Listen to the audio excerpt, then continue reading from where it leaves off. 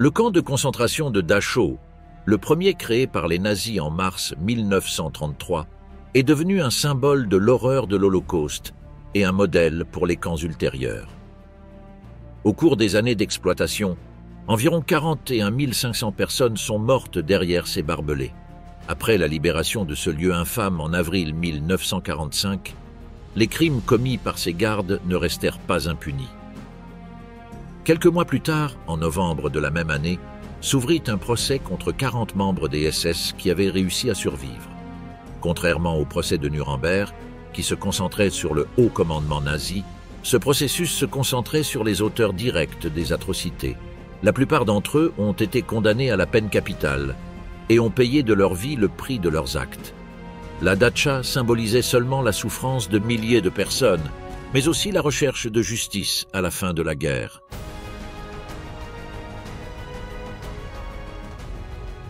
L'enfer de Dachau, torture, mort et expérience. À mesure que le régime nazi renforçait sa domination sur l'Allemagne, Dachau devint un centre où d'innombrables atrocités furent perpétrées, notamment des expérimentations médicales. Parmi les expériences réalisées, les études sur l'hypothermie et la décompression se distinguent par leur sous-brutalité et leur manque d'éthique. Les médecins SS, dirigés par des personnalités telles que Sigmund Rascher, ont mis en œuvre ces pratiques sous prétexte de faire progresser les connaissances scientifiques. Issu d'une famille bourgeoise, il a commencé ses études de médecine à l'université de Munich, obtenant son diplôme peu avant l'arrivée au pouvoir du nazisme. Dans les années 1930, le médecin adhère au Parti national-socialiste et est ensuite admis dans les rangs des SS. Sa proximité avec le gouvernement l'a amené à interagir avec Heinrich Himmler. En 1942, pendant la guerre, il commença à mener des expériences médicales à Dachau, bien entendu protégé par le soutien de Himmler et de la structure du régime. Malgré tout cela, ces investigations étaient davantage motivées par une idéologie de déshumanisation que par un véritable intérêt scientifique. Grâce à ces expériences, les prisonniers ont été soumis à des conditions extrêmes qui ont provoqué des souffrances indescriptibles et, dans de nombreux cas, la mort. Dans ses études sur l'hypothermie, Rascher a immergé les prisonniers dans des réservoirs d'eau glacée pour voir comment leur corps réagissait à des températures extrêmement basses. L'objectif déclaré des rapports était d'étudier les méthodes permettant de protéger les pilotes allemands tombés dans les eaux froides pendant la guerre. Cependant, ces tests ont été réalisés sans aucun respect pour la vie des sujets expérimentaux.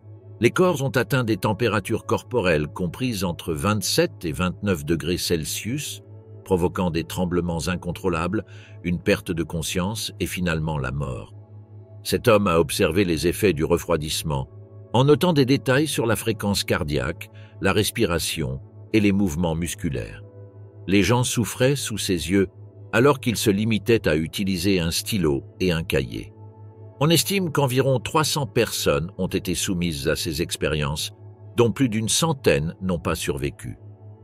Rascher a même essayé des techniques de réanimation qui incluaient des méthodes aberrantes, telles que la chaleur animale, une pratique qui consistait à placer des femmes nues à côté de prisonniers pour transférer la chaleur par contact physique. Cette méthode, en plus d'être obscène, était totalement inefficace. En parallèle, les expériences de décompression visaient à simuler les conditions d'altitude extrême auxquelles sont confrontés les pilotes de chasse.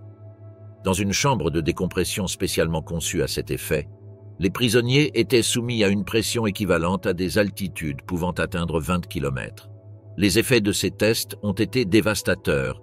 Les sujets ont souffert de convulsions, de perte de conscience, d'hémorragies internes et externes et, dans de nombreux cas, d'une mort atroce due au manque d'oxygène. Les scènes qui en ont résulté étaient si brutales que même certains gardes auraient eu du mal à les supporter. Près de 80 innocents sont morts directement à la suite de ces expériences, menées sans aucun consentement ni aucune chance de survie pour beaucoup. Rascher a documenté chaque détail des réactions physiologiques, affirmant que son travail contribuerait à améliorer la survie des aviateurs allemands. Selon lui, sous le régime nazi, la science progressait à un rythme accéléré. En plus des études mentionnées, des tests ont été effectués avec de l'eau salée pour évaluer si les humains pouvaient survivre en buvant uniquement de l'eau de mer, ce qui, bien entendu, a entraîné davantage de décès. L'absence de toute réglementation éthique ou scientifique a transformé les captifs en de simples objets d'étude, éliminant ainsi toute l'humanité. Le caractère inhumain de ces procédures n'est pas passé inaperçu. Cependant, le soutien inconditionnel de Himmler et de l'appareil de propagande nazi fit taire toute critique. Il envoyait même des rapports directement au chef des SS, qui considérait ces recherches comme fondamentales pour les efforts de guerre du Troisième Reich. Mais en 1944, la chance de Rascher commença à tourner. Des accusations de corruption et de comportement déloyal ont surgi au sein des SS, ce qui a affaibli sa position et a finalement conduit à son assassinat par la même organisation. Il y avait aussi la torture et les traitements cruels que les détenus recevaient de la part des gardiens. Au début, les prisonniers étaient transportés au camp dans des wagons de marchandises, surpeuplés et sans accès à la nourriture ni à l'eau pendant des jours. À leur arrivée, ils ont été dépouillés de leurs affaires, rasés et forcés de se déshabiller pour une procédure de désinfection. Les conditions de vie étaient extrêmes, les casernes étaient surpeuplées et manquaient de mesures d'hygiène de base, ce qui contribuait à la propagation des maladies et à l'affaiblissement physique des personnes présentes. Le travail forcé était l'un des principaux outils de torture à Dachau. Depuis son ouverture, les détenus ont été contraints d'effectuer des travaux épuisants, tels que la construction d'infrastructures et l'assèchement des marécages. Au fil du temps, cet effort s'est orienté vers la production industrielle, notamment d'armes, destinées à soutenir l'économie de guerre du Troisième Reich. Les journées de travail dépassaient 12 heures par jour, avec une nourriture rare qui ne permettait pas une récupération physique. De nombreux captifs ont succombé à l'épuisement, à la maladie et aux accidents du travail, transformant le travail en une forme d'extermination lente. Comme si cela ne suffisait pas, la violence physique faisait partie intégrante de la vie quotidienne. Les gardes SS utilisaient des matraques pour frapper les prisonniers sur différentes parties de leur corps, y compris la plante des pieds et des mains, comme méthode de contrôle et d'humiliation. Ces abus ne faisaient pas de distinction entre les jeunes et les personnes âgées et étaient souvent accompagnés d'autres formes d'abus. De plus, la torture sonore a été mise en œuvre en utilisant des haut-parleurs pour diffuser de la musique forte, comme des marches militaires et des chants patriotiques, afin d'étourdir, de désorienter et de briser le moral. Cette pratique servait également à camoufler les cris des personnes torturées. Les exécutions sommaires constituent un autre élément constant de la dynamique du camp. Les prisonniers ont été emmenés dans la terrasse du bunker ou au stand de tir, où ils ont été abattus sans procès préalable.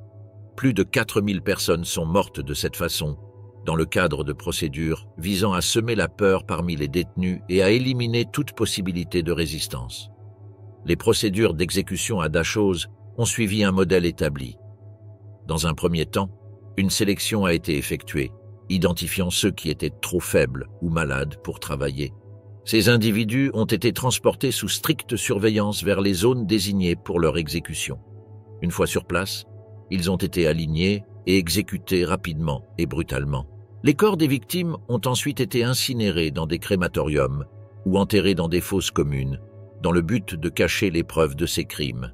Pour les survivants, les séquelles physiques et psychologiques des expériences représentaient un fardeau que bon nombre d'entre eux porteraient avec eux pour le reste de leur vie, affectant non seulement leur bien-être individuel, mais aussi leur capacité à se réinsérer pleinement dans leur vie, la société après la guerre. Les conséquences physiques de ces expériences furent dévastatrices.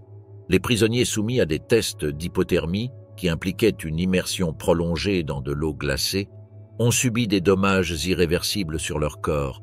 Certains ont subi une nécrose de leurs membres, entraînant des amputations, tandis que d'autres ont subi de graves conséquences internes, telles que des lésions d'organes vitaux ou des troubles du système nerveux. De même, les expériences de décompression ont provoqué de graves blessures internes dues à des changements soudains de dépression, notamment des hémorragies cérébrales et pulmonaires. Ces blessures étaient souvent mortelles, et ceux qui ont survécu se sont retrouvés avec des handicaps physiques qui limitaient gravement leurs activités quotidiennes. La douleur physique était une constante pour de nombreux survivants. Ceux qui ont subi des procédures invasives, telles que des perforations d'organes vitaux ou une exposition à des conditions extrêmes, souffraient de douleurs chroniques persistantes.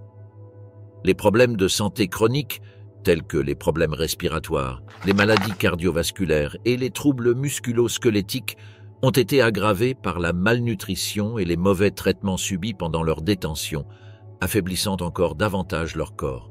Sur le plan psychologique, les survivants des expériences ont été confrontés à un traumatisme tout aussi bouleversant. L'un des effets les plus courants était le trouble de stress post-traumatique, qui se manifestait sous la forme de flashbacks récurrents, de cauchemars et d'une anxiété intense. La déshumanisation subie, combinée à la perte d'être cher et à l'environnement constamment menaçant des camps de concentration, a conduit de nombreuses personnes à développer de graves symptômes de dépression et d'anxiété. Les survivants se sentaient souvent déconnectés émotionnellement, incapables de trouver un but à leur vie ou d'établir des relations significatives. De nombreux survivants ont trouvé extrêmement difficile de parler de leurs expériences, soit par peur d'être compris, soit en raison de la profondeur de la douleur associée à leurs souvenirs. Dans certains cas, le stress émotionnel a également généré des conflits au sein des familles, en particulier lorsque les jeunes générations ne pouvaient pas pleinement comprendre l'impact du traumatisme subi par leurs parents ou grands-parents. Comme si cela ne suffisait pas, la recherche a montré que les effets d'un traumatisme peuvent se transmettre de génération en génération. Les enfants de survivants ont souvent grandi dans un environnement marqué par le silence, l'anxiété ou des émotions inexprimées, qui ont contribué à l'émergence chez eux de symptômes liés au traumatisme. Ce phénomène, connu sous le nom de transmission transgénérationnelle du traumatisme, a laissé de profondes empreintes émotionnelles sur les familles des survivants, perpétuant la douleur et l'angoisse longtemps après la fin de l'Holocauste. La vie quotidienne des survivants des expériences de Dachau était un défi constant. Le manque de soutien adéquat, tant médical que psychologique, a exacerbé leurs difficultés. Beaucoup d'entre eux ont été victimes de discrimination ou de stigmatisation dans leur tentative de réinsertion dans la société, en particulier dans un monde qui préférait largement oublier le passé plutôt que d'y faire face. Dans les décennies qui ont suivi la guerre, les histoires et les témoignages des survivants ont commencé à attirer davantage l'attention, soulignant l'ampleur des atrocités commises et leurs effets durables. Exécutés au nom de la loi, le procès de Dachau. Les procès de Dachau, tenus entre novembre 1945 et août 1948, représentèrent l'un des premières tentatives de justice internationale après les horreurs de la Seconde Guerre mondiale. Ces procédures judiciaires, menées par les forces américaines, se sont déroulées dans le camp de concentration de Dachau, en Allemagne, d'où le nom de la série de processus. L'objectif principal était de juger les criminels de guerre nazis capturés dans les zones occupées par les États-Unis. Contrairement au procès de Nuremberg, qui impliquait les 4 puissances alliées et se concentrait sur les dirigeants les plus éminents du Troisième Reich, ces procès avaient une portée plus large, incluant des officiers, des gardes et des fonctionnaires de rang inférieur, impliqués dans des crimes de guerre, des crimes contre l'humanité, du génocide, Zrenia et l'agressivité.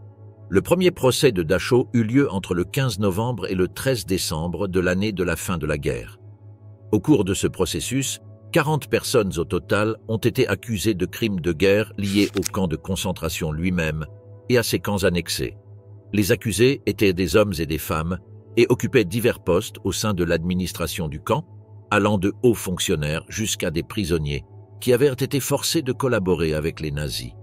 Parmi les principaux accusés se trouvait Martin Gottfried Weiss, qui avait été l'un des commandants du camp. En outre, il a été impliqué dans l'administration d'autres camps, comme Neuengamme et Majdanek, ce qui a accru sa responsabilité pour les crimes commis dans divers centres d'internement. Lors de son procès, l'homme en disgrâce a adopté une attitude défensive, essayant de se dissocier des exécutions qui ont eu lieu dans ces circonstances. Il a affirmé que les ordres d'exécution avaient été donnés par des autorités supérieures, ce qui impliquait qu'il les avait simplement exécutés sans être directement responsable des crimes. Cependant, sa tentative de se distancier de ses responsabilités n'a pas suffi à éviter sa condamnation. Le tribunal l'a déclaré coupable de crimes de guerre, notamment pour sa participation à la mort de prisonniers et aux conditions inhumaines dans lesquelles il vivait. À ses côtés, d'autres hauts fonctionnaires de l'administration du camp ont été accusés, comme Rudolf Suttrop, adjoint du commandant, et Johann Kick, qui dirigeait la section politique. Joseph Jarolin, un responsable du camp, a été pointé du doigt pour son implication dans les exécutions, tandis que Friedrich Wilhelm Ruppert, responsable de la garde des détenus, a également été inculpé pour son rôle dans les abus systématiques au camp. Outre les membres de l'administration du camp, plusieurs médecins ont été poursuivis, notamment Hans Eisele, qui a participé à des expériences, ainsi que Wilhelm Witteler et Fritz Hintermeyer, qui ont également travaillé dans ce domaine en tant que médecins. Klaus Schilling, médecin tropical et chef de la station expérimentale sur le paludisme, a également été accusé d'avoir participé à ces expériences inhumaines. D'autre part, plusieurs prisonniers qui ont été forcés de travailler pour les nazis à des postes de surveillance, appelés Kapos, faisaient également partie du procès. Outre les accusés qui travaillaient directement à Dachau, certains commandants extérieurs du camp et d'autres membres SS furent poursuivis, comme Johann Eichelsdörfer, Arno Lippmann et Otto Schulz, qui représentaient la Deutsche Ausrüstungswerke, l'entreprise qui fournissait du matériel militaire au camp. Sur les 40 accusés, 36 ont été condamnés à mort. Sur les 36 condamnés à mort, 23 furent exécutés par pendaison les 28 et 29 mai 1946. Les exécutions ont eu lieu dans le camp de concentration lui-même, dans une zone qui avait été utilisée auparavant pour d'autres actes de violence pendant la guerre. La pendaison a été la méthode d'exécution choisie et s'est déroulée sous de strictes mesures de sécurité. Les condamnés étaient préalablement informés de leur sort et autorisés à dire au revoir à leurs codétenus avant d'être conduits sur le lieu d'exécution. Bien entendu, l'une des morts les plus attendues était celle de Martin Gottfried Weiss, surnommé le « démon de Dachau ». Il a été exécuté le 2e des 2 jours impartis aux condamnés. Avant son exécution, il prononça ces dernières paroles qui reflétaient sa profonde loyauté envers le Führer et tout ce que son pouvoir impliquait. « Je meurs pour l'Allemagne ». Cette déclaration soulignait son idéologie et sa fidèle adhésion aux principes du nazisme, même dans ses derniers instants. Comme lui, Otto Fürchner, commandant du camp de concentration de Kaufering, fut exécuté ce jour-là, avec d'autres officiers nazis. Ce commandant fut condamné à mort pour sa participation aux évacuations forcées de captifs et aux terribles marches de la mort. La présence de témoins, parmi lesquels des officiers militaires américains, des officiers de justice et certains condamnés ayant survécu aux atrocités commises dans le camp, a permis de garantir que le procès se déroulerait conformément à la loi et dans le respect des procédures judiciaires. Il convient de noter que certaines condamnations à mort n'ont pas été exécutées. Certains ont été réduits à 16 et 20 ans de prison, tandis que d'autres ont été modifiés en peines à perpétuité. Un exemple du premier type est Sylvester Philbuck, officier d'approvisionnement au camp de concentration. Et le deuxième cas, le docteur Hans Eisele, décédé en 1967 après s'être enfui en Égypte. Mais les bourreaux de Dachau ne furent pas les seuls à être jugés dans ce groupe de procès. Puis d'autres sont venus, associés à différents événements. Un cas particulièrement marquant est celui du procès du massacre de Malmedy qui a débuté le 12 mai 1946. Dans ce procès, 74 membres de la Waffen-SS furent jugés pour le meurtre de prisonniers de guerre américains lors de la bataille des Ardennes. Ce procès a culminé le 16 juillet de la même année avec 43 condamnations à mort, des peines qui ont suscité la controverse en raison d'allégations d'aveux obtenus sous la contrainte. En outre, 23 peines de prison à vie et des peines moindres ont été prononcées contre d'autres accusés. Les procès s'étendirent également à d'autres camps de concentration comme Mauthausen, Flossenbürg et Buchenwald. En mars 1946, 61 responsables du camp de Mauthausen furent traduits en justice, ce qui aboutit à 58 condamnations à mort, exécutées en mai de la même année. Entre juin 1946 et janvier de l'année suivante, le procès lié au camp de Flossenbürg a amené 52 accusés devant le tribunal, aboutissant à 15 condamnations à mort et 25 peines de prison. Dans l'affaire Buchenwald, 31 fonctionnaires furent jugés entre avril et août 1947, dont 22 furent condamnés à mort. Au total, cette vague de poursuites a porté sur 1672 accusés dans le cadre de 489 procédures distinctes. Parmi ces cas, 1416 condamnations ont été prononcées, dont 297 condamnations à mort. Cet effort judiciaire était sous la direction de l'avocat militaire William Denson.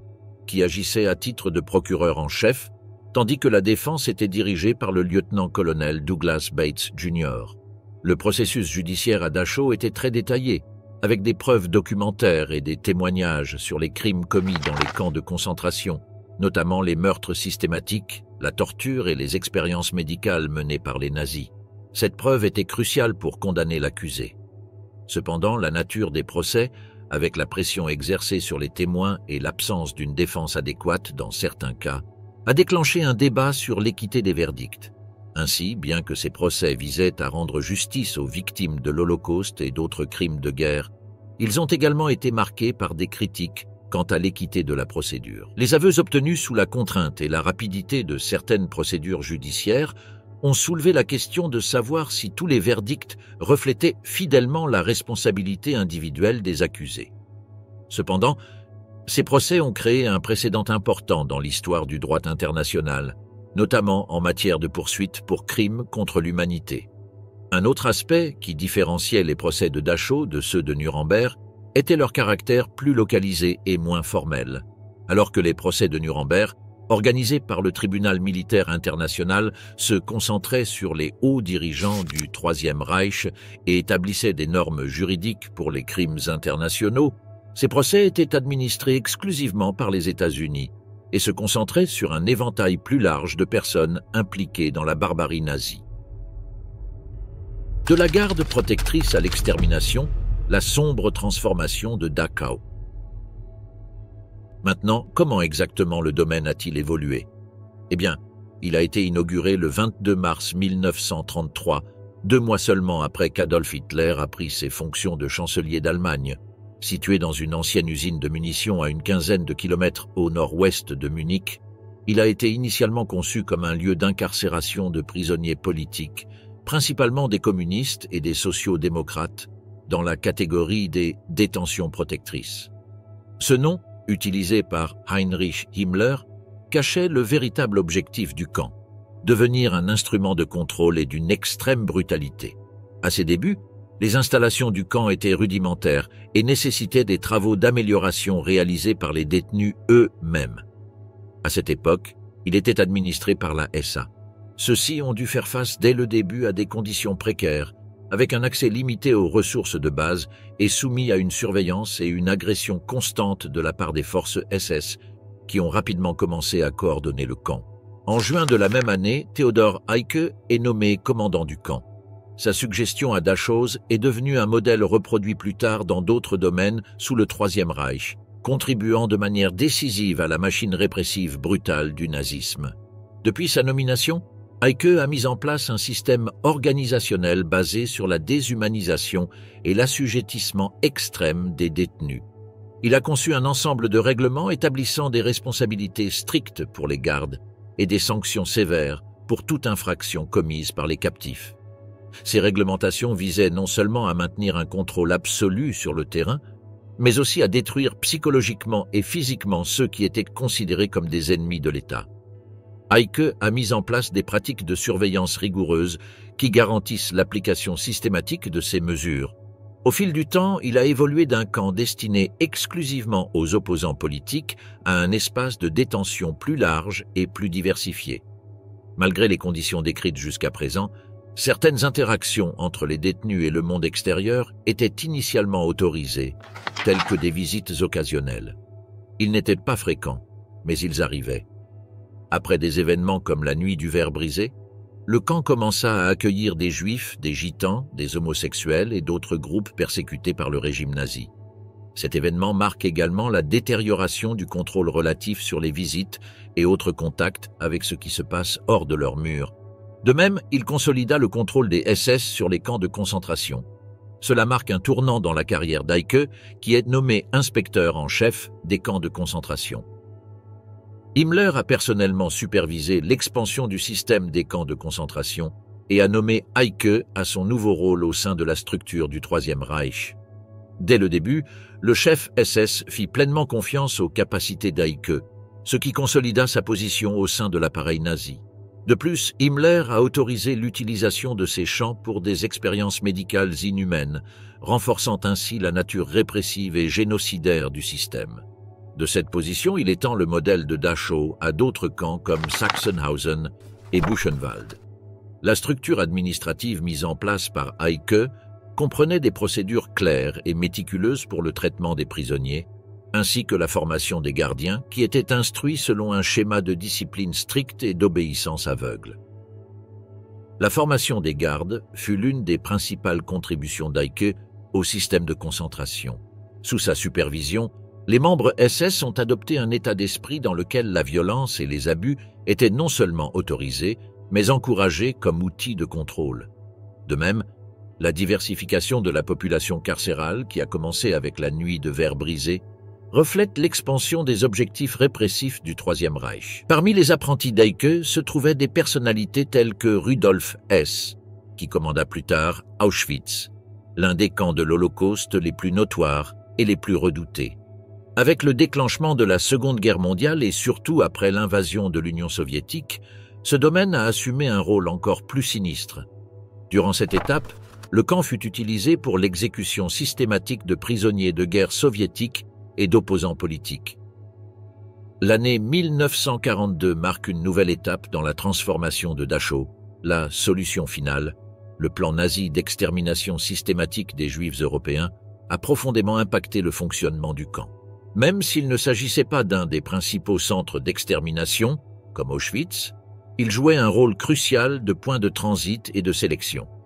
Les prisonniers jugés inaptes au travail étaient envoyés dans d'autres centres d'extermination comme le Schloss Hartheim en Autriche.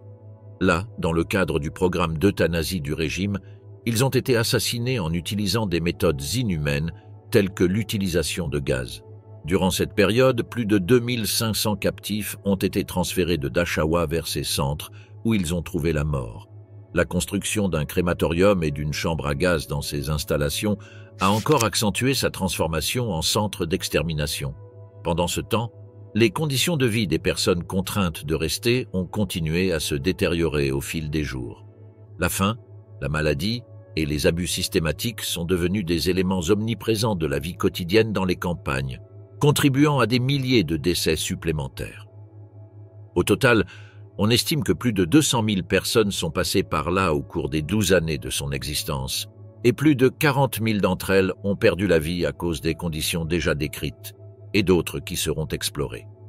Parmi les victimes les plus emblématiques figure Martin Niemöller, un pasteur luthérien qui a initialement soutenu le gouvernement, mais est devenu un ardent critique lorsque la politique d'Hitler a commencé à affecter les églises protestantes. Il fonda la Ligue d'urgence des pasteurs en 1934 pour résister à la nazification de l'Église. Son courage lui a valu d'être arrêté par la Gestapo 3 ans plus tard et, après un bref procès, il a été emprisonné dans plusieurs camps de concentration, dont Dachau. Pendant son séjour là-bas, Niemöller a été confronté à des souffrances extrêmes et à la déshumanisation, mais il a maintenu sa foi et est devenu un symbole de résistance spirituelle. Son expérience l'a amené à réfléchir sur la complicité de la société allemande avec le régime. Après la libération du camp, il consacre sa vie à prôner le pacifisme et la reconnaissance de la Shoah, regrettant son soutien initial au nazisme. Son célèbre poème « First They Came For » résume son repentir et l'importance de la résistance à l'oppression. Un autre captif notable était Titus Brandsma, un prêtre carme hollandais connu pour sa ferme opposition à tout ce qui se passait en Europe. En 1942, après avoir exhorté les journaux catholiques à ne pas publier de propagande nazie, il fut arrêté par la Gestapo. Sa détention l'a conduit dans plusieurs prisons, dont Scheveningen, avant d'être transféré au camp de concentration de Dachau le 33 juin. Là, Brandsma a partagé sa captivité avec plus de 2000 prêtres et religieux, créant une atmosphère de camaraderie au milieu de la souffrance. Même si les conditions étaient brutales et que les détenus étaient confrontés à des travaux forcés et à des mauvais traitements, Brandsma a maintenu sa foi et est devenu un symbole de résistance spirituelle. Son état de santé s'est rapidement détérioré en raison des conditions inhumaines, ce qui l'a conduit à être admis à l'hôpital du camp. Le 26 juillet, il a été assassiné par une injection mortelle d'acide phénique. Des années plus tard, son héritage perdure. Il est béatifié en 1985 et canonisé 37 ans plus tard. Enfin, Joseph Kentenich, fondateur du mouvement de Schoenstatt, a été emprisonné par le régime nazi au XLIe siècle dernier, en raison de sa ferme opposition à sa politique. Après avoir été arrêté, il fut envoyé au camp de concentration de Dachau, où il resta jusqu'à sa libération. Dans ce lieu qui abritait des milliers de détenus, Kentenichen trouva l'occasion d'approfondir sa spiritualité et de renforcer la foi de ses compagnons. En 1944, avec d'autres prêtres, il fonde l'Internationale de Schoenstatt, un mouvement qui cherche à unir les catholiques de diverses nationalités au milieu de l'horreur du camp. Sa capacité à maintenir espoir et foi dans un environnement aussi défavorable est devenue un phare pour beaucoup. Son expérience sur le terrain a non seulement renforcé sa conviction spirituelle, mais a également laissé un héritage durable dans le mouvement de Schoenstatt, qui s'est développé à l'échelle internationale après la guerre. De son côté, la mort d'Eich au combat en 1943 n'a pas mis fin à son influence. Son héritage a persisté dans la structure opérationnelle et l'organisation des camps de concentration, qui ont continué à fonctionner comme un élément essentiel de l'appareil génocidaire du nazisme. La vérité est qu'au fur et à mesure que la guerre progressait, elle est devenue le centre administratif et logistique d'un système plus vaste de sous-camps dispersés dans toute l'Allemagne et les territoires occupés. Ces sous-camps, au nombre d'environ 150, étaient essentiellement destinés au travail forcé, autre aspect crucial de la machine répressive nazie.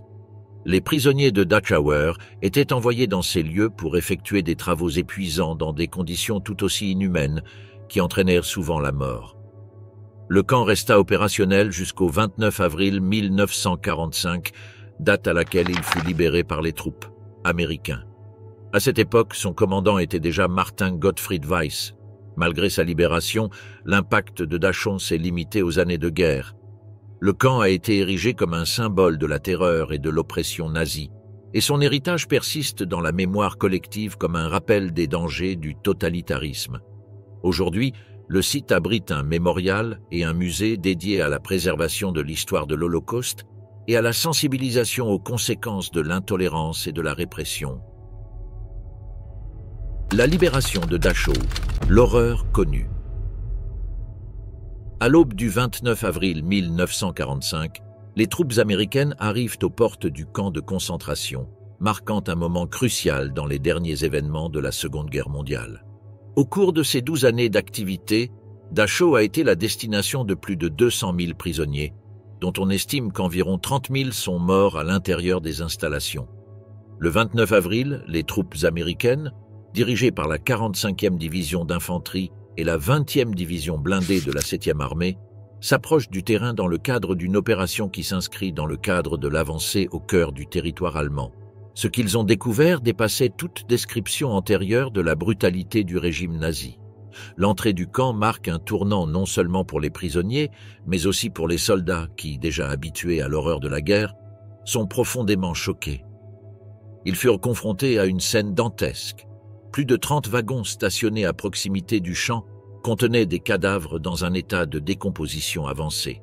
La tendance principale était la mort de Buchenwald. Ce train était parti le 7 avril sous la direction du SS Obersturmführer Hans Merbach, transportait 4500 prisonniers et arrivait à Dachau 20 jours plus tard. Ce fut un voyage épuisant et démoralisant. Ces humains étaient entassés dans des wagons de marchandises sans suffisamment de nourriture ni d'eau, ce qui entraînait un grand nombre de décès dus à la faim et à l'épuisement. Le délégué du Comité international de la Croix-Rouge, Victor Maurer, a été témoin de l'état dans lequel ils sont arrivés. À leur arrivée, ils trouvèrent un convoi rempli de mourants et de cadavres, puisque seuls 2385 survivants furent enregistrés après le transport. En revanche, on estime qu'à peu près le même nombre de corps se décomposaient dans les wagons, ce qui témoigne de la brutalité du traitement qu'ils avaient subi lors de leur transport. Le train était garé sur une voie d'accès à proximité de la garnison SS et abandonné. Ce constat a profondément marqué les soldats américains qui ont libéré le camp. La scène qu'ils ont découverte était déchirante. De nombreux corps gisaient dans les voitures. Ils n'étaient tout simplement pas prêts à observer tout cela. À l'intérieur du camp, les militaires trouvèrent environ 67 665 captifs. Pendant des mois, ils avaient survécu dans un dénuement extrême, soumis à des maladies comme le typhus, qui qui se propageait rapidement en raison de la surpopulation et des conditions insalubres. Les corps des personnes surpeuplées étaient des témoins vivants de l'inhumanité. Sous-alimentés jusqu'à la famine, leurs visages reflétaient la souffrance accumulée. Chaque regard semblait raconter une histoire de résistance, de perte et de douleur. D'une certaine manière, c'étaient des gens morts de leur vivant. Chaque recoin de ce qu'ils ont découvert était plus révélateur que le précédent. Le camp était divisé en différentes zones destinées à contrôler et déshumaniser ceux qui y habitaient. La caserne, construite pour accueillir quelques dizaines de personnes, en abritait des centaines. Ils étaient bondés. Ils n'étaient pas conçus pour accueillir autant de monde. Le manque d'hygiène était évident. Les latrines débordaient et la puanteur était insupportable. Les espaces étaient non seulement insalubres, mais aussi des outils d'oppression, où la surpopulation était utilisée comme une arme de terreur psychologique. Dans la zone du crématorium, les fours étaient des témoins silencieux des exécutions massives qui avaient eu lieu dans le camp. Une section particulièrement inquiétante était ce qu'on appelle le bunker, une installation utilisée pour la torture et les expériences médicales. Même si l'horreur de ces expériences était connue des survivants, le plus choquant était l'idée que ces pratiques avaient été menées dans un but scientifique prétendument légitime. Les théories et les rumeurs sont nombreuses, mais l'utilisation massive de la chambre à gaz découverte à Dachau n'est pas prouvée. Bien qu'on ne puisse pas dire qu'il s'agisse d'un camp d'extermination au sens strict du terme, les souffrances et les morts qui s'y déroulent rivalisent avec les pires cruautés de l'histoire. En parcourant les lieux, les soldats ont pris note de chaque détail. Les clôtures électriques, les tours de surveillance, les documents abandonnés à la hâte par les officiers nazis. Tout indiquait un système méticuleux conçu pour éliminer toute forme d'humanité. Plusieurs correspondants accompagnent les troupes américaines dans leur progression, documentant les scènes qui se déroulent devant elles. Carlos Sentis, l'un des journalistes présents, a exprimé son impact de la manière suivante. Dante Novionat, et c'est pourquoi il a pu écrire ces pages pathétiques de l'enfer. J'ai vu Dachau, et c'est pourquoi je ne sais peut-être pas comment l'écrire. Les photographies et les récits recueillis au cours de cette journée deviendront des témoignages essentiels pour exposer au monde les bestialités commises là-bas et dans d'autres camps de concentration. Cependant, la sortie ne s'est pas déroulée sans épisodes violents. Dans un acte qui allait devenir le massacre de Dachau, certains soldats américains, poussés par la colère et l'horreur de ce qu'ils avaient découvert, ont riposté contre les gardes du camp. Certes, certains d'entre eux ont tenté de contenir le chaos initial, mais beaucoup ont été incapables de comprendre ce qu'ils ont vu. Les émotions allaient de 18 rages et horreurs qui ne trouvèrent aucune retenue face à ce qu'ils découvraient. Mais ils n'étaient pas les seuls à se faire justice eux-mêmes. La libération a provoqué une vague d'émotions parmi les prisonniers qui, après des années de torture et de déshumanisation, ont connu un soulagement immédiat. Malgré cela, ce sentiment de liberté s'est rapidement mêlé à une rage contenue pendant des années, qui a trouvé son canal dans la violence déclenchée contre les gardes SS restés sur place. Les principales victimes étaient les gardes SS, qui avaient supervisé et perpétré les crimes à l'intérieur du camp. Au cours des heures qui ont suivi la libération, entre 30 et 100 d'entre eux ont été tués vivants et directement, même si les chiffres exacts varient selon les sources consultées.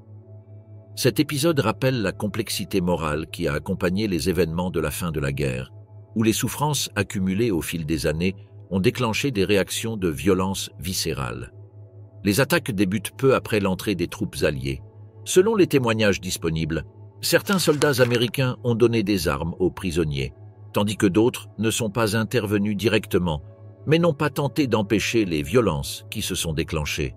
Certains soldats ont tenté d'intervenir pour empêcher la vague de vengeance, mais l'ampleur des souffrances accumulées a rendu presque impossible de contenir la fureur de ceux qui ont finalement vu leurs oppresseurs sous leur contrôle.